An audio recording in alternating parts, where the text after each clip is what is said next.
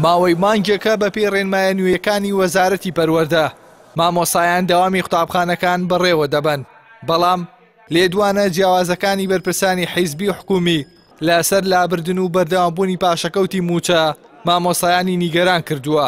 ئەندامێکی ئەنجومەنی مامۆسایانی ناڕازیش ڕای دەگەێنێت لە ئەگەری بەردەوامبوونی دۆخەکە بە ئەمراز و ڕێگای جیاواز فشارەکانیان دەست پێ دەکەنەوە.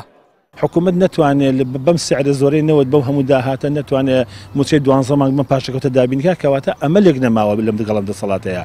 وەکو مامۆستایانیش مامۆستان هەمیشە پێشەنگن لە فشار دروستکردنە لەوەی کە مامۆستایان داوای مافەکانەکەن ئێمە لە 29 بەیاننامەیەکمان ڕاگەاندووە چاوەڕێی بەڵێنەکانین هیوا ئەخوازین هیوامان خواستووە کە ئەم ساڵ پرۆسەی پەروەردە تووشی گرفت نەبێ و ئەگەرنا هەموو ڕێکارێکی مەدەنی بەکارهێنێ بۆ گەیشتن بە مافەکانمان و ئەمە تەنها مشکلە و گرفتی مامۆستایان نیە بەڵکو گرفتی سەرجەم چین و توێژەکانە سەرجەم و چەخۆرانە سەرجەم فەرمانبەرانە و سەرجەم کەسوکاری و قوتابیانیشە.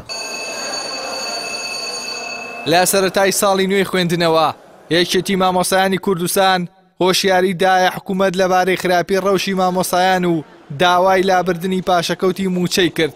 ئێستاش جێگری سەرۆکی یەکێتی مامۆسایان ڕای دەگەێنێت دۆخی دارایی حکوومەت باش بوو و نرخی نەوت بەرز بووەتەوە، هەر بۆیە هیچ بیانوویەک بۆ مانەوەی پاشەکەوتی موچە قبول ناکەن.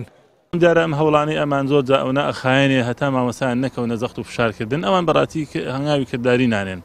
لەبەرەوە ئێستا بەڕاستی ئەڵێن یەکەم داها زۆر بووە، دووهەم باجەکان زۆر بوون و داوامیش زیاد کراوەتەوە لەسەر مامۆستایان کە 6 ڕۆژەکەی و پشووی شەمان لابرەوە ئەمانە هەمووی لە ڕووی دەرونیەوە کاریگەری سلبی لەسەر مامۆستا دروست کردووە. لەبەرەوە بەڕاستی ئێمە داواکارین بە زووترین کات حکومەت هەنگاو بۆ چارەسەری ئەم کێشە بنێ پێشەوەی بەڕاستی وەزعەکە بتەقێتەوە، پێشەوەی مامۆسایان هۆڵ بەجێ بێڵن هۆڵی خوێندن، پێشەوەی مەسەرەن بایکۆتکەن یا خۆپشاندان و ئانە دەست پێ بکرێتەوە. لا بەرامبەر داخوازی مامۆسایان بەڕێوبەری پەروەردەی ڕۆژئاوای سلێمانی ڕای دەگەێنێت بە پێی ڕێخستنی خشتەی وانەوتنەوە بەڕێوبەری قوتابخانەکانیان ئازاد کردووە لە هەفتەیەکدا ڕۆژێک بکەنە پشوو بۆ مامۆسایان، بەو شێوەیەش قەرەبووی دەوامی ڕۆژی شەممە بکەنەوە. مەسلەی دەوامی ڕۆژی شەمان ئێمە هەرچەندە لە وەزارەتەوە بە فەرمان بۆمان هاتۆ کە دەوام دەبێت 6 ڕۆژ ببێ. ئەمە من پێم وایە مامۆستایانی بەڕێزیش کێشیان نیە لەسەر مەوزوعی ڕۆژانی شەمان، چونکە وتومانە ئێمە لە ناو ناوەندەکانی خوێندن لە مامۆستامان زۆرە. لەبەرەوە دەکرێن بەڕێوەبەرە بەڕێزەکان بە هاوکاریکردنی مامۆستاکان قەرەبووی ئەو ڕۆژە بکەن ئەگەر مامۆستایەک لە شەمەیە دەوام نەکە با لە دووشەمەیە دەوام نەکە، زۆر نۆرماڵە. زیاتر ئەم بابەتە پەیوەستە بە بەڕێوەبەرە بەڕێزەکانەوە کە ڕۆژانی شەمە ڕەنگە گیر و گرفتی شێوازی جدوەلدانان و ئەوان بۆ دروست بکە. لەبەرەوە ئەم بابەتە پێم وانییە کاری مامۆستایان بێ.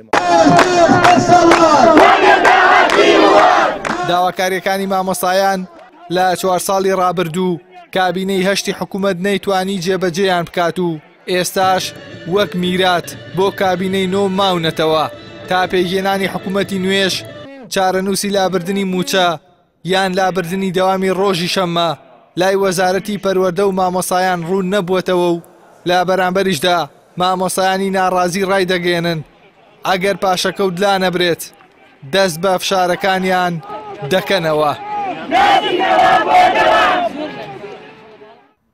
ئیحسان سابر، کەناڵی ئاسمانی، پەیام، سلێمانی.